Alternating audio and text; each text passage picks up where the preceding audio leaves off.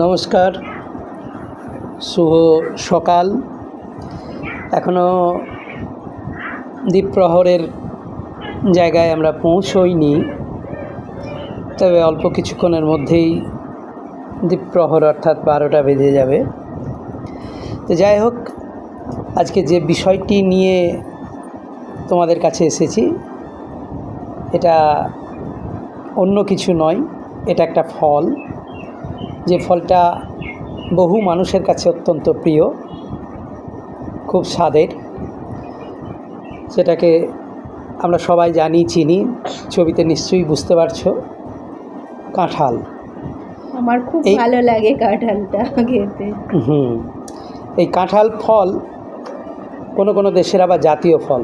আমাদের প্রতিবেশী দেশ বাংলাদেশের জাতীয় ফল, আর আমাদের ভারতবর্ষে, বিশেষ করে আমাদের এই বাংলায় অত্যন্ত প্রিয় একটি ফল। আমরা খুব মজা করে, আনন্দ করে, মন ভরে এই ফলটিকে খেতে ভালোবাসি।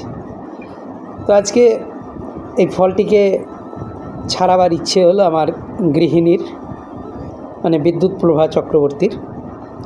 তো তিনি হাতে প্রথমে সর্ষের তেল মাখিয়ে নিয়ে কাঁঠালটিকে টেবিলের ওপরে তুলে আস্তে আস্তে করে কাঁঠালের যে রওয়া, যেগুলো আমরা খাই আর কি, সেইগুলো সুন্দর করে তুলে নিল, কাঁঠালের ভিতর থেকে তুলে নিল। একটা একটা করে তুলছে, তোমরা সবাই দেখতে পাচ্ছ। তবে তোমাদের দাদাভাই কাঁঠাল খাই না এখন, আগে হয়তো খেত, কিন্তু এখন আর খায় না।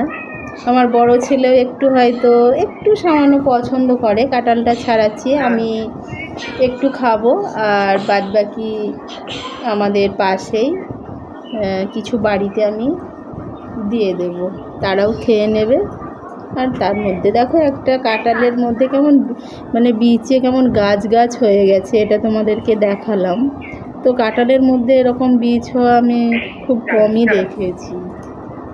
যাই হোক, কাঁঠালটা খচখচে যাকে বলে, রোয়াটা বেশ নরম, একেবারে নরম গলা নয়, বেশ খচখচে লাগে বলে। এগুলো খচখচে হলে এক একজনের এক এক রুচি, খাবার ব্যাপারটা এক একজনের এক এক রকম রুচি থাকে। কেউ গলা রোয়া খেতে ভালোবাসে, খেতে খুব একটা ভালো লাগে না, কেউ নরম হলে ভালো, হ্যাঁ, কেউ শক্ত ভালোবাসে, এই রকম আর কি। তবে কাঁঠালটা যা হোক একটু রোয়া টেস্ট করা হয়েছে, তাতে দেখা গেছে যে হ্যাঁ, মিষ্টি আছে। আর কাঁঠালের রওয়া মিষ্টি না হলে, প্যাংসা ভাব হলে, মানে কোনো স্বাদ নেই এমনটা হলে ভালো লাগে না। তো বেশ ভালো লাগছে, এবং ধীরে ধীরে রওয়াগুলো ছাড়িয়ে নিয়ে এই যে এই পাত্রে রাখা হচ্ছে।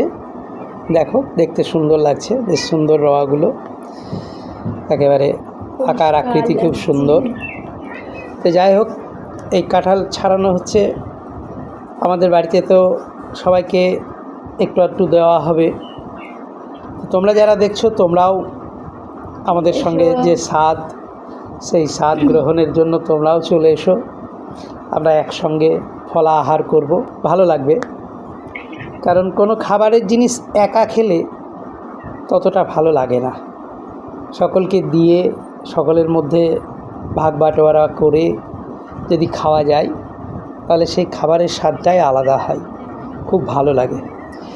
তো যাই হোক, যুগের কারণে, আত্মকেন্দ্রিকতার কারণে মানুষ সব একাকিত্ব একটা জায়গায় চলে এসেছে সব কিছুতেই। তো এই পরিস্থিতিতে তাকে কাটিয়ে উঠে আমরা সবাই একসঙ্গে ফলা আহার করব, এই আহ্বান, আমন্ত্রণ জানাচ্ছি তোমাদের সকলকে। নমস্কার, ভালো থাকবে সবাই, সুস্থ থাকবে, সুন্দর থাকবে।